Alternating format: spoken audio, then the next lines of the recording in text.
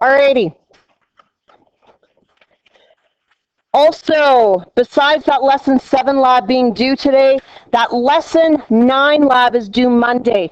We already discussed the majority of that lesson 9 lab yesterday in terms of the step-by-steps. Here's what you need to do for it. I will address B and D in this class because those are the two I said, hey, you might not know how to do those yet.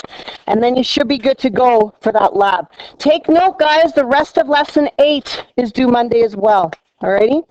So be aware. And all of this then, up to the end of today's class, that's what's on Tuesday's quiz. Okay?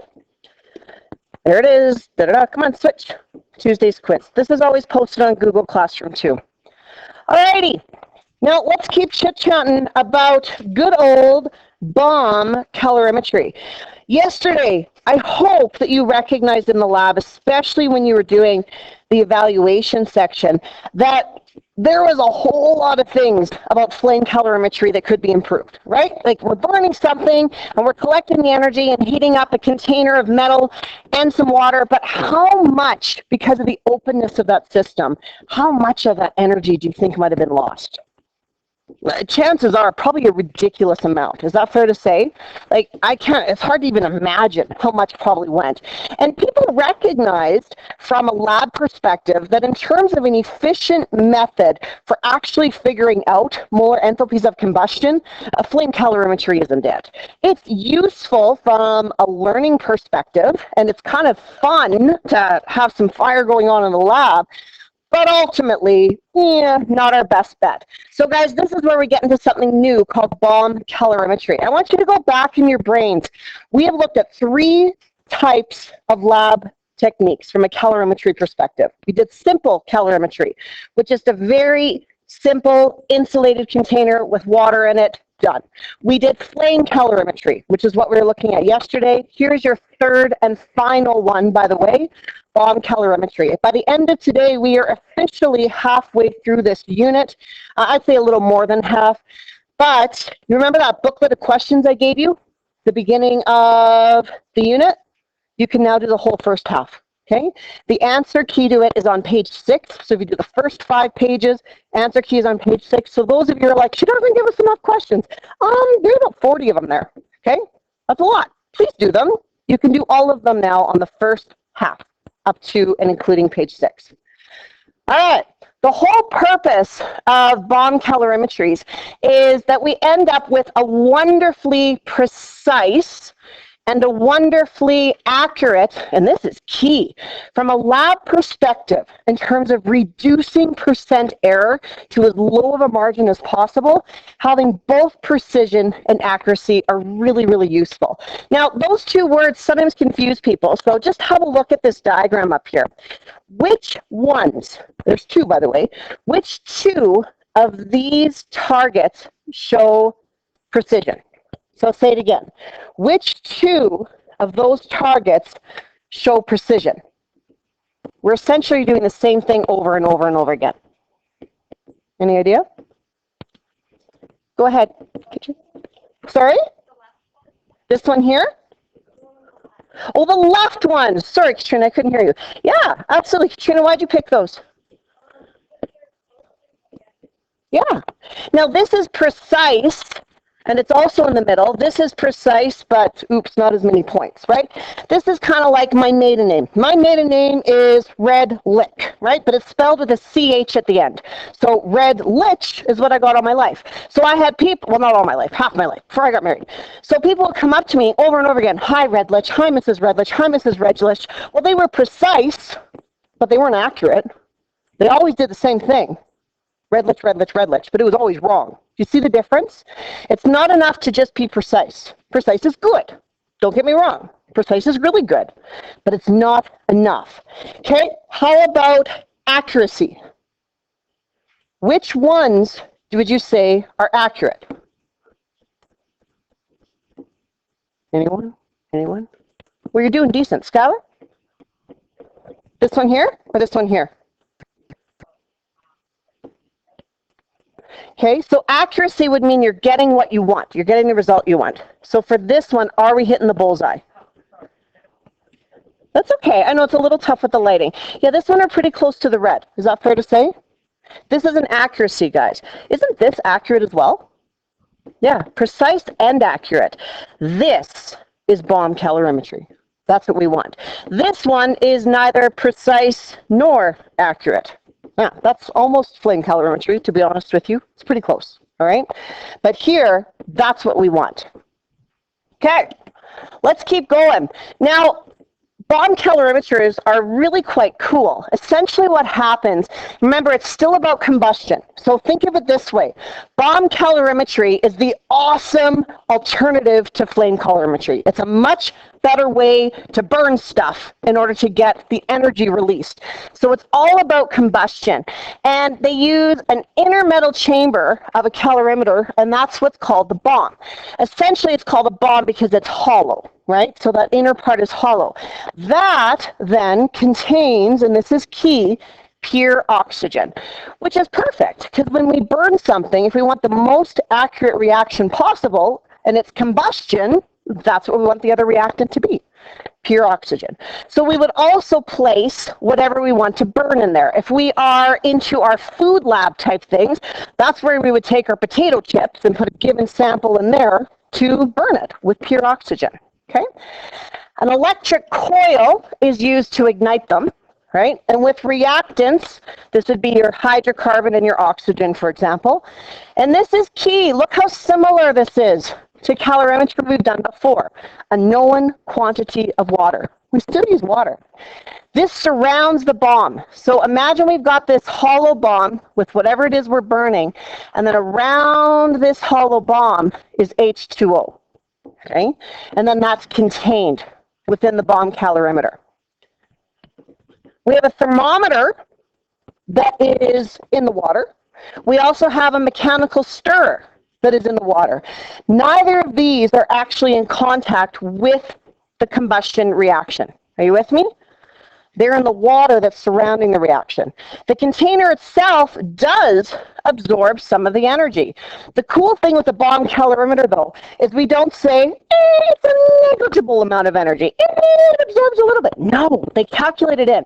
So bomb calorimeters, guys, do often cost thousands of dollars. But they have been very carefully manufactured to take into account the specific heat capacity of every single item that's been used to make them. So the accuracy is awesome. It's really, really good. Okay, any questions so far? Yeah. Oh, I wish, John. No. We definitely don't.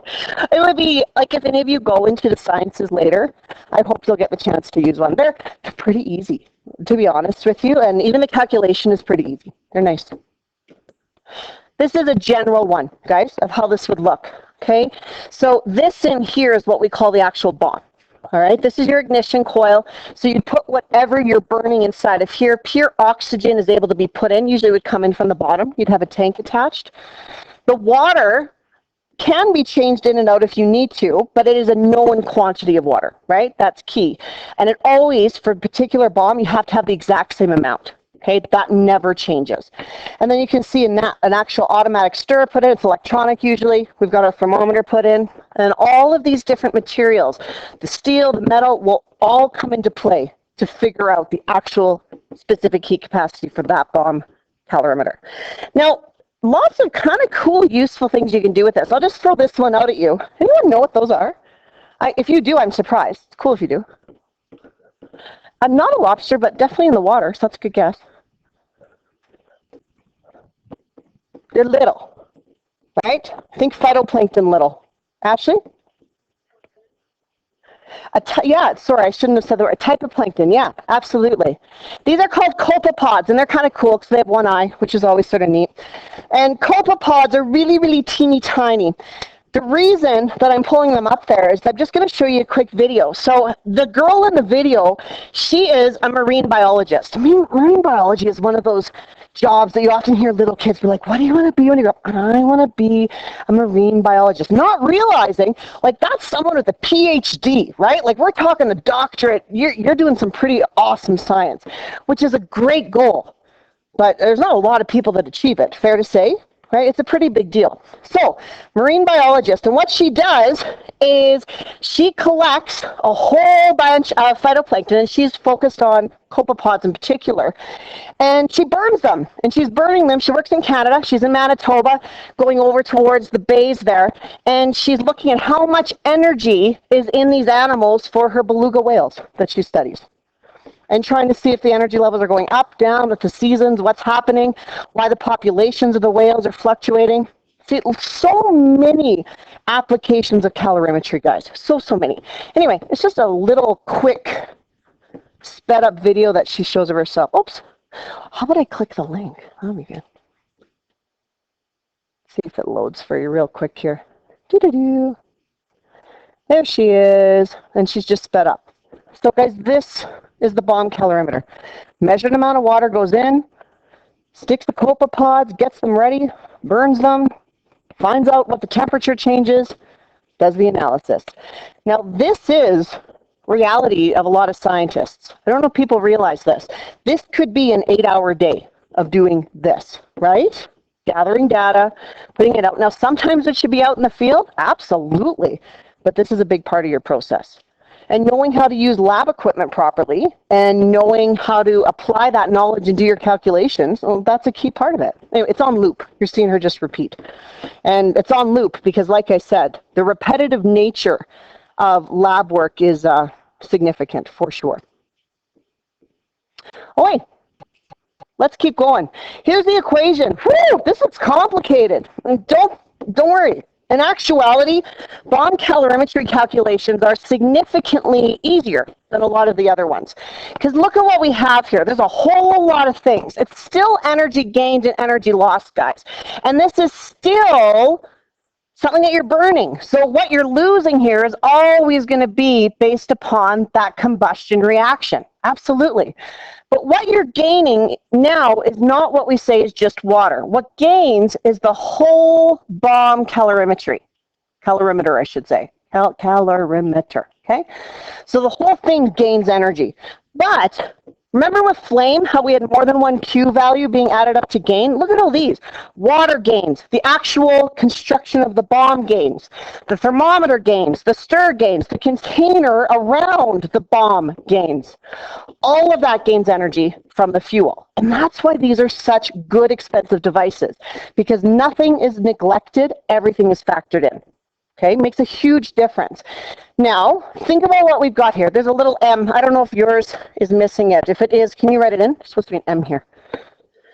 Q is replaced with MC delta T. Oh, right? Same. So we've got MC delta T of each thing replacing those Qs. All right. Look at the whole thing across. Can you simplify that? Is there... go back to math. There's a lot of math and chemistry. Is there a like term in each one of those?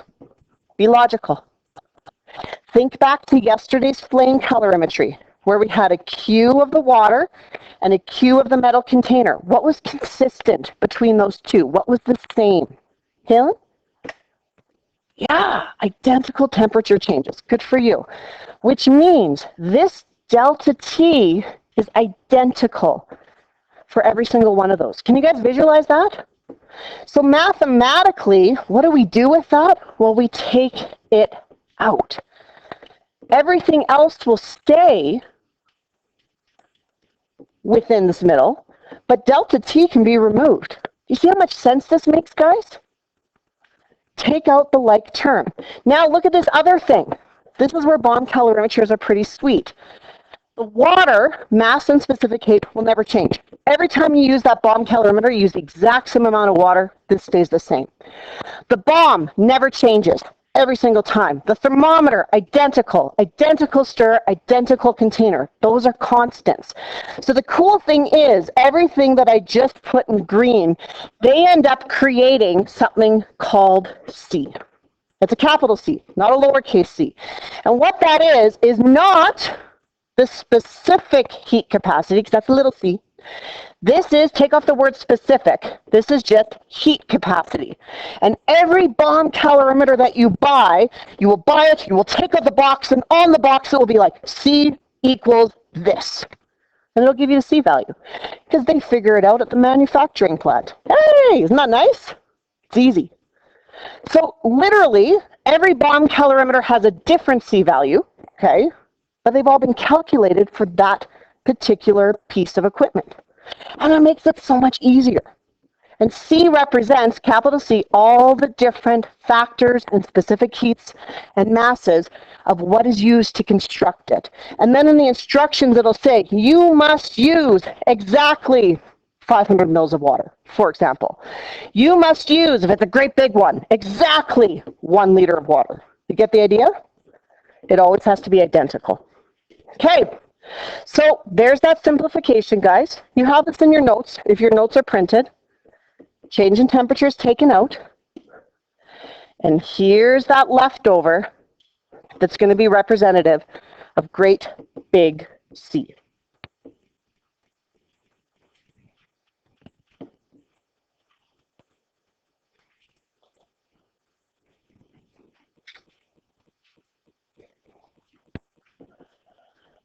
So if we keep going, if all of this is put together, here it is, representing, like I said, not specific heat capacity, but just heat capacity. That's key. I need you to make sure that you highlight a couple of things here. Number one, look at the units. Quite a bit different than specific heat capacity. Be aware of that. Okay. Kilojoules per degree Celsius is what it ends up reducing to. Notice as well, it is not a lowercase c, it is a capital. That's important, so you differentiate between. Lowercase c, little c, lowercase, is for specific heat capacity.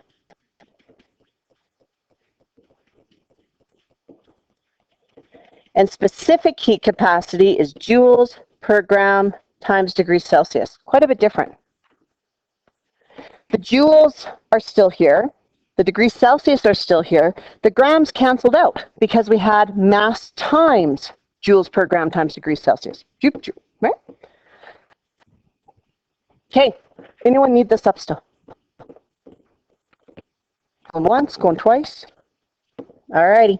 New formula, guys. Can you please put this in the back of your booklet? Because here it is.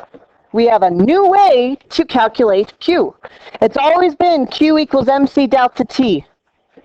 Now we have Q equals capital C. Make it obvious in your notes, please. This is a capital. Make that really, really noticeable. Come on, switch. Q is still representative of the heat in kilojoules this time. Okay. C is heat capacity, not specific, measured in kilojoules per degree Celsius. Delta T, of course, is still change in temperature in degrees Celsius. If you look at the units, they're super logical. Kilojoules per degree Celsius for capital C times degrees Celsius for change in temperature. Degrees Celsius cancel out, and we end up with Q in just kilojoules. Can you visualize it? Logical, simple formula. All right. Questions before we start playing with a question on this? Going once, going twice. Does anyone need this up still? Okay, but new formula, right? Make sure it's a capital C. All right, guys, so here's how it would actually look in the context. I wouldn't put this in the back of your books. I don't think you need that in your data booklet, but this is what we always do for calorimetry, right? Gain, loss, same. This time, we're saying it's Q of the calorimeter, and it is a bomb calorimeter, to be clear, equals the negative enthalpy change of whatever we're burning, that fuel. Now we plug in a C delta T for Q, because the bomb calorimeter has a heat capacity. Okay, most question that's given to you. Every once in a while, the whole purpose of the question is to find the heat capacity. I mean, just have to read and let's hear what it says. Okay, this side is identical though, just like what we did with flame calorimetry. Same, because you're still burning something. It's still a molar enthalpy of combustion.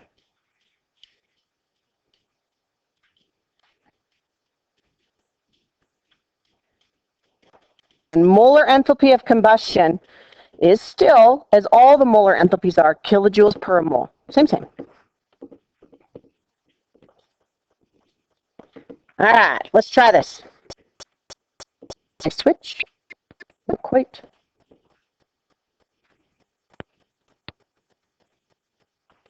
Okay, here's a question. Naphthalene, ooh, that's kind of a fun one to burn, my goodness, has this formula, because I wouldn't expect you to know it, right? So if there are ever really weird ones and they're not in your data booklets, guys, I'll give them to you, or I'll say, hey, research this, figure it out. You have exactly 1.58 grams, so start doing analysis. You just got the mass. It is burned, here guys, this is what you got to catch. As soon as you see the word now, bomb calorimeter, your brain needs to go ding, ding, ding. This is huge. I need to remember this. And here's another big new thing. We are told it has a heat capacity of 8.57 kilojoules per degree Celsius. Okay? So what you've just been given there is capital C, capital. The temperature of the calorimeter increases. It'll pretty much always be an increase. This is combustion by 7.42. There is your change in temperature.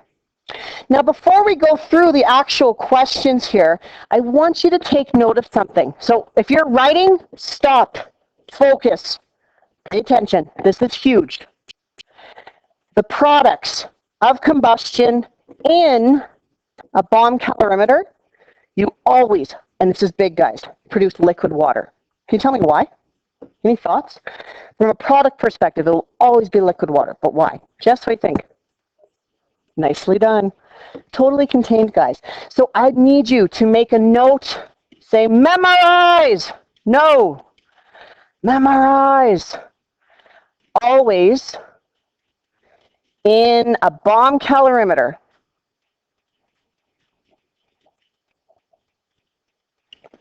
liquid H2O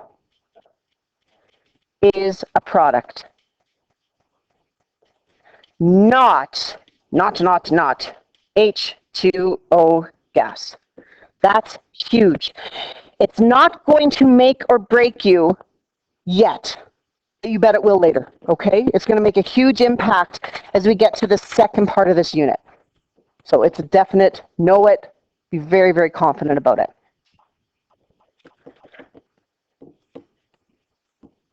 Alrighty, we got two goals going on here. The first goal is pretty simple. Calculate the molar enthalpy of combustion. That's all right, so we're looking for delta CH, molar enthalpy of combustion. I even tell you the units of the naphthalene. Oh, that's no big deal. Look at part B though, and I want you to write a little note for this one beside it, okay? Part B. See this question to help with lesson 9 lab analysis, B and D. Okay? This is the one that will help you out. So be well aware of that. Reference back to it. Pay attention to that sort of thing. Hint, hint. Give you a moment, and then I'm going to swap to the next slide for us to actually do the question.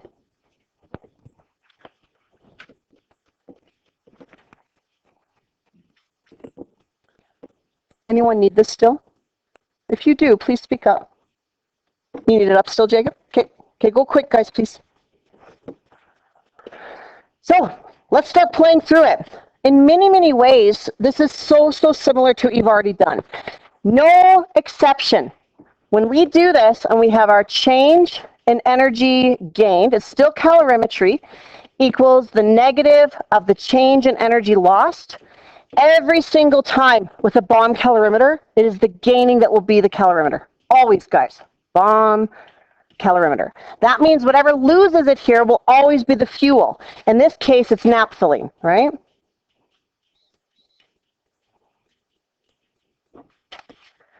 The bomb calorimeter that's gaining is undergoing a temperature change, so it'll always be a Q. The whole point of the question is to find the molar enthalpy of combustion of this, which means it relates to an enthalpy change. Feeling pretty good? Here's where you got to clue in. The question said bomb calorimeter. You have to catch that and then recognize this is a capital C delta T. Okay? That has to happen, or the question's going to be weird for you. We replace this negative delta H with a negative N times the molar enthalpy of combustion. Let's look at what we've been given. Did the question give you the heat capacity? For sure, that's a go. Did you get a change in temperature? Yeah, no problem. It did not tell you the number of moles. However, did you get enough information to figure it out? Totally. So now we're good to go to get this, all right? But let's get our N first.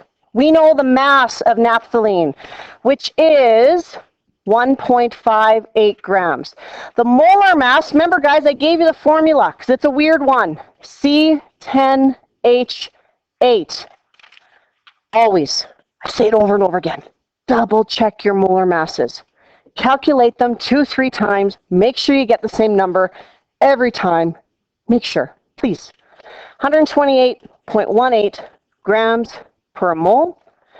N is equal to mass over molar mass. Hopefully you guys are working ahead of me a little bit, right? 1.58 grams. Some of you are slacking on this step and you aren't showing me your work for this, which then I look at a question, you're like, where did I go wrong? And I say, I don't know, because you didn't write down the molar mass or show your work. You have to show this step. It's meant to be there for a reason, okay?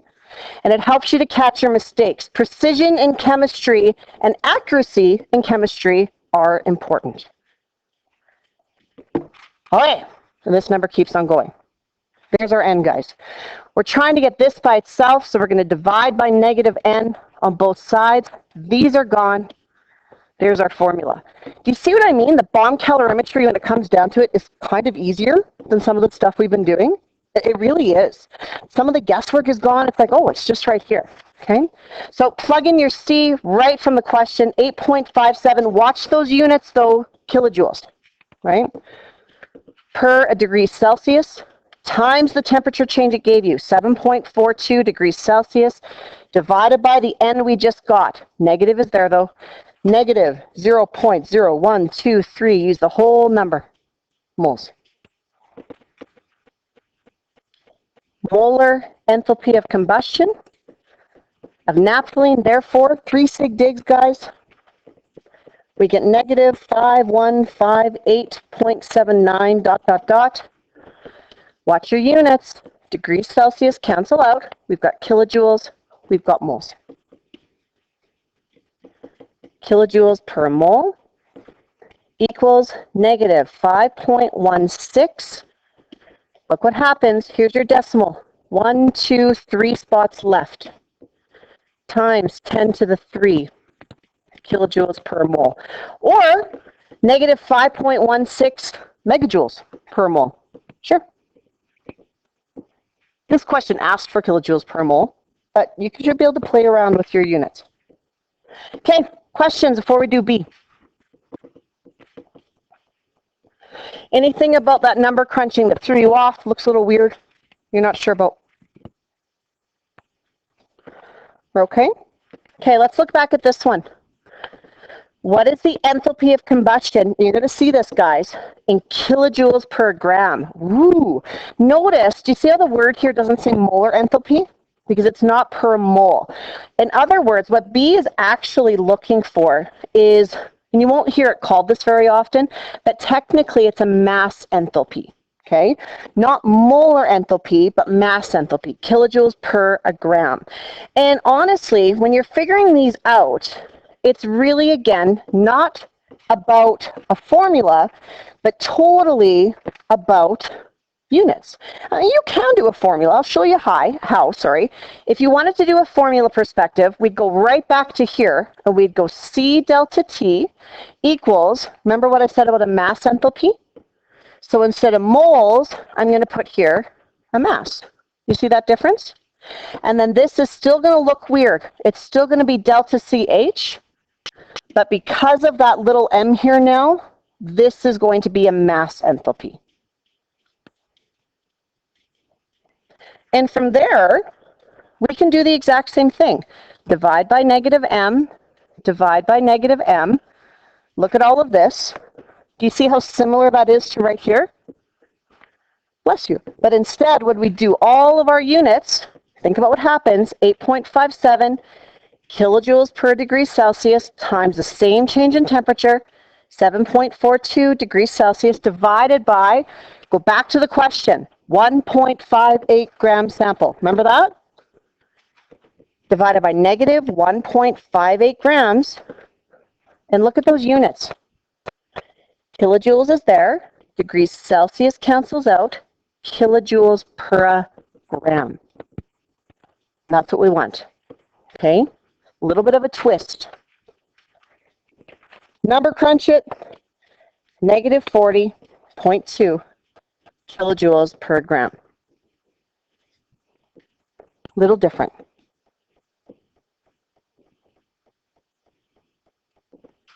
To be clear, there are other ways you could do this. This is a unit issue. Remember your goal, kilojoules per gram. So however you play with your numbers, I don't care as long as you end up with these units in the end. Make sure they make sense. But this is a tried, tested, and true method. Are you with me? This will work every time. Are there shortcuts? Yeah, totally. If you find the shortcuts, go for it. But show your work. Show your process. Remember, this is the one that you're going to need, guys, for your lab, right? That process. So this is for B. Righty, questions, because I would like to give you the rest of class to work on that worksheet, which means that you have a fair bit of time, about 10 minutes. I don't always give you that much. And we'll finish going over your quizzes on Monday. So we'll still go over them before Tuesday's actual second quiz. Going once, going twice for questions. Okay, lesson 8, guys, the whole rest of that is bomb calorimetry. Alrighty, split it up between the weekend. You probably have the equivalent of at least half an hour every day. So an hour and a half-ish, 2 hours on the weekend. Okay? If you leave it all to Sunday at 9 o'clock at night, well, that stinks for you.